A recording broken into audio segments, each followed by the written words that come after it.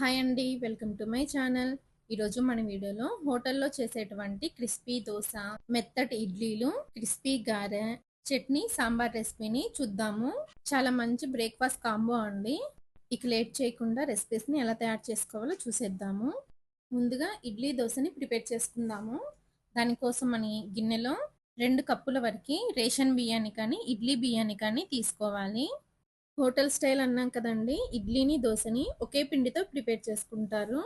ఇప్పుడు చెప్పే ఇంగ్రీడియంట్స్ అన్ని ఒకే కప్పుతో కానీ గ్లాస్తో కానీ మెజర్ చేసుకోవాలి. ఇప్పుడు అదే కప్పుతో అరకప్పు వరకు మినపగుళ్ళను వేసుకోవాలి. తర్వాత అరకప్పు వరకు అటుకుల్ని కూడా వేసుకోవాలి. తర్వాత అరకప్పు వరకు సగ్గు బియ్యాన్ని వేసుకోండి. సగ్గు బియ్యాన్ని వేసుకోవడం వల్ల ఇడ్లీలు వైట్గా వస్తాయండి, చాలా మెత్తగా కూడా వస్తాయి. తర్వాత వీటన్నింటినీ 2-3 సార్లు శుభ్రంగా కడుక్కోవాలి. శుభ్రంగా కడిగిన తర్వాత ఈ వాటర్ని వంచేసేసి మళ్ళీ ఫ్రెష్ వాటర్ని పోసుకొని వీటన్నింటిని 4-5 గంటలు నానబెట్టాలి. పప్పుల్ని 5 గంటలు నానబెట్టానండి. చూసారు కదా, చక్కగా నానిపోయాయి. వీటిని గ్రైండ్ చేసుకోవడానికి మిక్సీ జార్ కానీ గ్రైండర్ కానీ తీసుకోవాలి. నేనైతే మిక్సీ జార్లో 2 సార్లుగా గ్రైండ్ చేస్తున్నాను. నానబెట్టాం కదా, వీటిని మిక్సీ జార్లో వేసుకొని తగినన్ని నీళ్లు పోసుకొని పిండిని బాగా మెత్తగా గ్రైండ్ చేసుకోవాలి. చూసారు కదా, ఇలా బాగా మెత్తగా గ్రైండ్ చేసుకున్న తర్వాత ఈ మిశ్రమాన్ని ఒక గిన్నెలోకి తీసుకోండి. ఇలాగే మిగిలిన వాటిని కూడా గ్రైండ్ చేసుకొని ఇదే గిన్నెలోకి తీసేసుకోవాలి. ఇప్పుడు ఈ పిండిలో రుచికి తగినంత ఉప్పు వేసుకొని 2-3 నిమిషాలు చేత్తో బాగా కలుపుకోవాలి. పిండిని ఇలా చేత్తో కలుపుకోవడం వల్ల ఫెర్మెంటేషన్ బాగా అవుతుందండి. ఇలా పిండిని బాగా కలుపుకున్న తర్వాత దీనిపైన మూత పెట్టేసేసి ఒక ఫుల్ నైట్ లేదా 8 గంటలు పిండిని పులియనివ్వాలి. నేనైతే పిండిని ఒక ఫుల్ నైట్ వదిలేసానండి. పిండి చూసారా, చక్కగా పులిసింది. పిండి కనుక బాగా పులిస్తే వంట సోడా వేయాల్సిన అవసరం కూడా ఉండదండి. ఇలానే ఇడ్లీని పెట్టేసుకోవచ్చు. ఇడ్లీ పిండి అయితే మరీ పలచగా ఉండకూడదండి, అలానే మరీ గట్టిగా ఉండకూడదు. పిండి రెడీ అయిపోయింది కదా, ఇప్పుడు చట్నీని ఎలా తయారు చేసుకోవాలో చూద్దాము. హోటల్లో చేసేటువంటి పల్లీ చట్నీ రెసిపీని చూద్దామండి. ఈ చట్నీ టేస్ట్ అయితే చాలా బాగుంటుంది. ఇక లేట్ చేయకుండా చట్నీని ఎలా ప్రిపేర్ చేసుకోవాలో వీడియోలోకి వెళ్ళి చూసేద్దాము. ఈ చట్నీ కోసమని మిక్సీ జార్ తీసుకొని ఆయిల్ లేకుండా దోరగా ఫ్రై చేసుకున్నటువంటి పల్లీలని అరకప్పు వరకు వేసుకోవాలి. అలాగే కారానికి తగ్గట్లు పచ్చిమిరపకాయలను కూడా వేసుకోవాలి. అలాగే దీనిలోనే కొద్దిగా కరివేపాకు, కొంచెం కొత్తిమీరను కూడా వేసుకోండి. తర్వాత కొంచెం చింతపండును కూడా వేసుకోండి. అలాగే 3 వెల్లుల్లి రెబ్బలు, రుచికి తగినంత ఉప్పు, కొంచెం కొంచెంగా వాటర్ వేసుకుంటూ చట్నీని బాగా మెత్తగా గ్రైండ్ చేసుకోండి. చూసారు కదా, ఇలా బాగా మెత్తగా గ్రైండ్ చేసుకోవాలి. ఇలా బాగా మెత్తగా గ్రైండ్ చేసుకుంటేనే చట్నీ టేస్ట్ అనేది బాగుంటుంది. ఇప్పుడు ఈ చట్నీని ఇలానే సర్వ్ చేసుకోవచ్చు, లేకపోతే తాలింపు పెట్టుకునైనా సర్వ్ చేసుకోవచ్చు. నేనైతే చట్నీకి తాలింపు పెడుతున్నాను. తాలింపు గిన్నెలో 1 స్పూన్ వరకు ఆయిల్ని వేసుకొని 1/2 టీ స్పూన్ ఆవాలు, 1 ఎండుమిరపకాయని కట్ చేసి వేసుకోండి. కొద్దిగా కరివేపాకు వేసి తాలింపుని ఫ్రై చేసి, తాలింపు వేగిన తర్వాత కొద్దిగా ఇంగువని కూడా వేసుకొని తాలింపుని కలుపుకోవాలి. ఇలా కలిపిన తర్వాత ఈ తాలింపుని చట్నీలో వేసి బాగా కలుపుకొని సర్వ్ చేసుకోవడమే. ఈ చట్నీ ఇడ్లీ, దోశ, గారెలోకి అయితే చాలా బాగుంటుందండి. ఈ విధంగా చట్నీని ట్రై చేయండి, అందరికీ చాలా బాగా నచ్చుతుంది. చట్నీ రెడీ అయిపోయింది కదా, ఇప్పుడు ఇడ్లీని ఎలా ప్రిపేర్ చేసుకోవాలో చూద్దాము. ఇడ్లీ పెట్టుకోవడానికి ముందు ఇడ్లీ ప్లేట్లకి నెయ్యి కానీ నూనె కానీ రాసుకొని రెడీగా పెట్టుకోవాలి. ఆయిల్ రాసిన తర్వాత ఇడ్లీ ప్లేట్లలో ఇడ్లీ పిండిని ఫిల్ చేసుకోండి. ఈ ఇడ్లీ పిండితో మీకు ఎన్ని ప్లేట్లు కావాలంటే అన్ని ప్లేట్లని ఫిల్ చేసుకోవాలి. తర్వాత ఇడ్లీ పాత్రలో గ్లాసున్నర నీళ్లు పోసి వాటర్ మరుగుతున్నప్పుడు ఈ ఇడ్లీ ప్లేట్లని పెట్టుకుంటున్నాను. తర్వాత మీడియం ఫ్లేమ్లో 10-15 నిమిషాలు ఇడ్లీలని ఉడికించాలి. 10-15 నిమిషాలు ఇడ్లీ ఉడికిన తర్వాత చూపిస్తున్నాను, చూసారా, ఇడ్లీలు చక్కగా ఉడికిపోయాయి. చేతిని తడి చేసుకొని ఇడ్లీలు పైన పెట్టారంటే చేతికి ఏమి అంటుకోకపోతే ఇడ్లీలు పర్ఫెక్ట్గా ఉడికినట్లండి. తర్వాత 5 నిమిషాలు ఇడ్లీ ప్లేట్లని పక్కన పెట్టేసేసి 5 నిమిషాల తర్వాత ఇడ్లీలను తీసి చూపిస్తున్నాను, చూసారా ఎంత సాఫ్ట్గా ఉన్నాయో. ఈ పిండిలో అయితే మనం వంట సోడా కానీ ఈనో కానీ ఏం వేయలేదండి, కానీ చూసారా ఎంత పర్ఫెక్ట్గా వచ్చాయో. ఇప్పుడు ఇదే పిండితో దోశను వేసుకుందాము. దోశ వేసుకోవడం కోసమని పెనాన్ని మీడియం ఫ్లేమ్లో వేడి చేసి పెనం వేడెక్కిన తర్వాత దోస పిండి వేసుకొని వీలైనంత పల్చగా స్ప్రెడ్ చేసుకోవాలి. ఇలా దోస పిండిని స్ప్రెడ్ చేసి దోస పైన తడి ఆరేటప్పుడు దోస పైన కొద్దిగా నూనె కానీ నెయ్యి కానీ వేసుకొని మీడియం ఫ్లేమ్లో దోసని ఎర్రగా అయ్యేంత వరకు కాల్చుకోవాలి. దోస ఒకవైపు ఎర్రగా కాలిన తర్వాత మధ్యలోకి ఫోల్డ్ చేసేసుకోండి. హోటల్ స్టైల్లో దోసని చేసుకుంటామన్నాం కదండి, అందుకని దోసని ఒకవైపే కాల్చుకున్నాను. మీరు కావాలంటే దోసని రెండు వైపులా కాల్చుకొని సర్వ్ చేసుకోవచ్చు. ఇడ్లీ దోస రెడీ అయిపోయినాయి కదా. ఇప్పుడు హోటల్ స్టైల్లో గారెని ఎలా తయారు చేసుకోవాలో చూద్దాము. ఈ హోటల్ స్టైల్ వడ కోసమని ఒక బౌల్లో కప్పు వరకు మినపగుళ్ళని వేసుకోండి. తర్వాత దీనిలోనే 2 టేబుల్ స్పూన్ల వరకు బియ్యాన్ని వేసుకోండి. బియ్యాన్ని వేసుకోవడం వలన వడ కొంచెం క్రిస్పీగా వస్తుందండి. తర్వాత వీటి మొత్తాన్ని 2-3 సార్లు శుభ్రంగా కడగండి. ఇలా శుభ్రంగా కడిగిన తర్వాత ఆ నీళ్ళని వంచేసేసి మళ్ళీ ఫ్రెష్ వాటర్ని పోసుకొని ఈ మినపగుళ్ళని 4 గంటలు నానపెట్టాలి. ఇవి 4 గంటలు నానిన తర్వాత చూపిస్తున్నాను చూడండి, చక్కగా నానిపోయాయి. ఇప్పుడు వీటిని గ్రైండ్ చేసుకోవడానికి మిక్సీ జార్ కానీ గ్రైండర్ కానీ తీసుకోండి. నేనైతే మిక్సీ జార్లో గ్రైండ్ చేసుకుంటున్నాను. ఈ పప్పుల్ని నీళ్లు లేకుండా మిక్సీ జార్లోకి తీసుకొని 3-4 టేబుల్ స్పూన్ల వరకు చల్లటి వాటర్ పోసుకొని పిండిని బాగా మెత్తగా గ్రైండ్ చేసుకొని గిన్నెలోకి తీసుకోండి. పిండిని గ్రైండ్ చేసేటప్పుడు మిక్సీని ఆన్ ఆఫ్ చేసుకుంటూ బాగా మెత్తగా గ్రైండ్ చేసుకోండి. ఇప్పుడు దీనిలోనే రుచికి తగినంత ఉప్పు, పావు టీ స్పూన్ ఇంగువ పౌడర్ వేసుకొని 3-4 నిమిషాలు చేత్తో బాగా బీట్ చేసుకుంటూ కలుపుకోవాలి. ఇలా బీట్ చేసుకుంటూ మిక్స్ చేసుకోవడం వలన పిండి ప్లఫీగా అవుతుంది. పిండిని ఇలా బాగా కలుపుకున్న తర్వాత 2 టేబుల్ స్పూన్ల వరకు బొంబాయి రవ్వని వేసుకోండి. అలాగే 2 పచ్చిమిరపకాయలని సన్నగా కట్ చేసి వేసుకోండి. సన్నగా కట్ చేసిన 1 ఇంచి అల్లం, సన్నగా కట్ చేసిన కొద్దిగా కరివేపాకు, కొంచెం కొత్తిమీర, 2 టేబుల్ స్పూన్ల వరకు పచ్చి కొబ్బరి ముక్కల్ని చిన్న ముక్కలుగా కట్ చేసి వేసుకోండి. ఇవన్నీ వేసుకున్న తర్వాత ఇంకొక నిమిషము బాగా బీట్ చేసుకుంటూ మిక్స్ చేసుకోండి.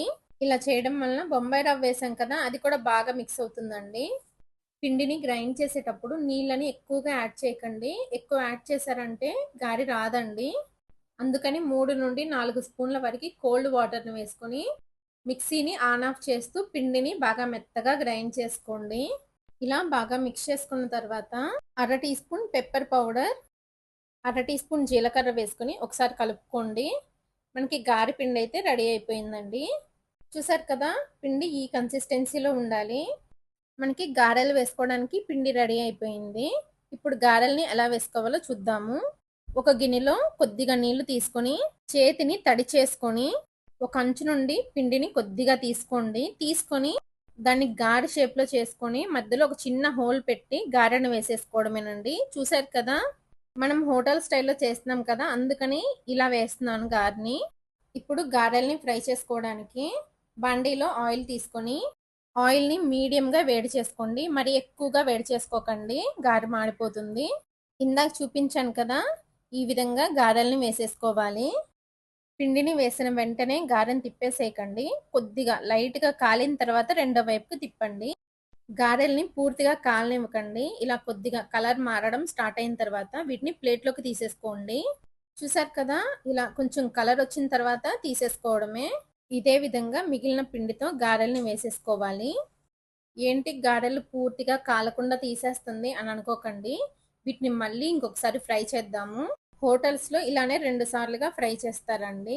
ఇలా ఫ్రై చేయడం వలన గారెల పైన బాగా క్రిస్పీగా లోపల సాఫ్ట్గా ఉంటాయి.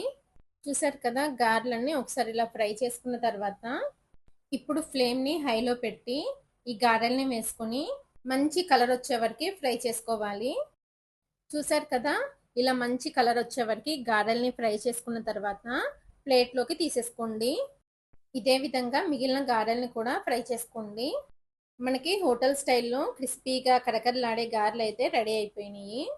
ఇప్పుడు హోటల్ కాంబోలో ఇడ్లీ, దోశ, చట్నీ, గారెల్ని రెడీ చేసుకున్నాం కదా, సాంబార్ని కూడా ఎలా తయారు చేసుకోవాలో చూద్దాము. ఈ సాంబార్ కోసమని కుక్కర్ గిన్నె తీసుకొని దానిలో 1 కప్పు వరకు కందిపప్పును వేసుకోండి. అలాగే పావు కప్పు వరకు పెసరపప్పు వేసుకుని 2-3 సార్లు శుభ్రంగా కడగండి. కందిపప్పుని పెసరపప్పుని ఒకే కప్పుతో తీసుకోవాలి. ఇలా శుభ్రంగా కడిగిన తర్వాత 2.5 కప్పు వరకు మంచినీళ్ళను పోసుకొని పావు టీ స్పూన్ పసుపు, అర టీ స్పూన్ నూనె వేసుకొని కుక్కర్ మూత పెట్టేసేసి 4 విజిల్స్ వచ్చే వరకు పప్పుని ఉడికించాలి. పప్పు 4 విజిల్స్ వచ్చిన తర్వాత ప్రెషర్ మొత్తం పోయిన తర్వాత మూతను ఓపెన్ చేయండి. తర్వాత ఈ పప్పుని బాగా మెత్తగా మెదుపుకొని పక్కన పెట్టుకోవాలి. చూసారు కదా, ఇలా బాగా మెత్తగా మెదుపుకొని పక్కన పెట్టుకోవాలి. తర్వాత ఒక పాన్ తీసుకొని దానిలో 1 టీ స్పూన్ వరకు ఆయిల్ని వేసుకోవాలి. ఆయిల్ కొద్దిగా హీట్ అయిన తర్వాత ఇలా పొడవు ముక్కలుగా కట్ చేసిన ఒక ఉల్లిపాయ, 4 వెల్లుల్లి రెబ్బలు, 4 బ్యాడ్గి మిర్చిని వేసుకోండి. బ్యాడ్గి మిర్చి కనుక లేకపోతే నార్మల్ ఎండుమిరపకాయల్ని వేసుకోండి. బ్యాడ్గి మిర్చి వేయడం వలన సాంబార్కి మంచి కలర్ వస్తుందండి. ఉల్లిపాయని కొద్దిగా సాఫ్ట్గా అయ్యేంత వరకు ఫ్రై చేసుకున్న తర్వాత పావు టీ స్పూన్ మెంతులు, అర టీ స్పూన్ గసగసాలని వేసుకోవాలి.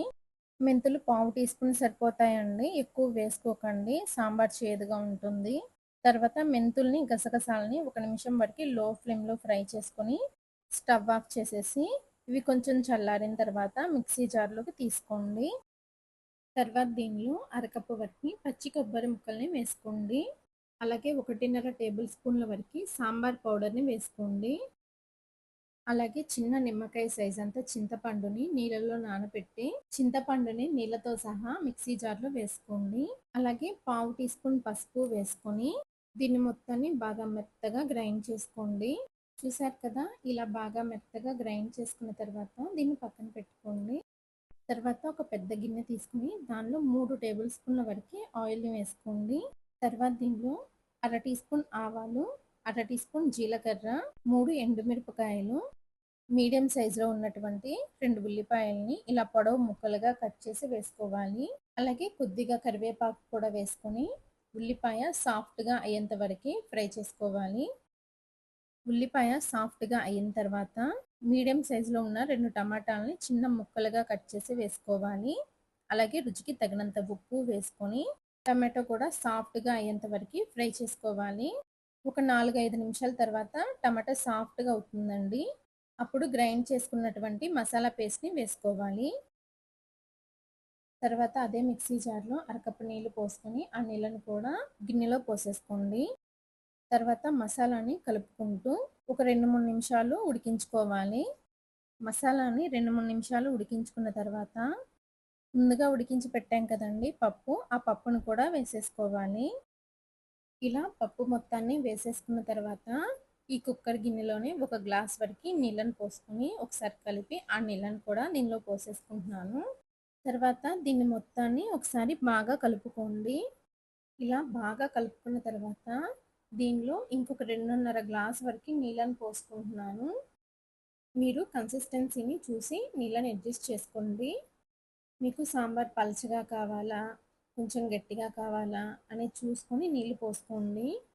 ఇదే టైంలో ఉప్పుని కూడా ఒకసారి చెక్ చేసుకోండి. తర్వాత సాంబార్ని మధ్య మధ్యలో కలుపుకుంటూ మీడియం ఫ్లేమ్లో బాగా పొంగు వచ్చే వరకు మరగనివ్వాలి. 10-15 నిమిషాలకి సాంబార్ ఇలా పొంగొస్తాయండి. అప్పుడు అర టీ స్పూన్ వరకు బెల్లాన్ని వేసుకోండి. మనం హోటల్ స్టైల్ సాంబార్ అన్నాం కదండి, హోటల్ సాంబారు కొంచెం స్వీట్గా ఉంటాయండి, అందుకని అర టీ స్పూన్ వరకు బెల్లాన్ని వేసుకున్నాను. చివరగా కొద్దిగంత కొత్తిమీర వేసుకొని ఒకసారి బాగా కలుపుకొని స్టవ్ ఆఫ్ చేసేసుకోవడమే. చూసారు కదండి, హోటల్ స్టైల్లో గుమగుమలాడే సాంబార్ కూడా రెడీ అయిపోయింది. ఈ సాంబార్ ఇడ్లీ, దోశ, గారెలోకి అయితే చాలా బాగుంటుందండి. చూసారు కదండి, hotel style tiffin combo idli, dosa, గారె, చట్నీ, సాంబార్ని.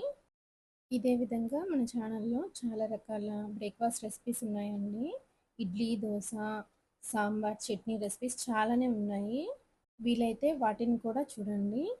ఓకే అండి, ఈ రెసిపీ కనుక మీకు నచ్చినట్లయితే నా ఛానల్ని లైక్ చేసి, షేర్ చేసి, సబ్స్క్రైబ్ చేసుకోండి. Thanks for watching.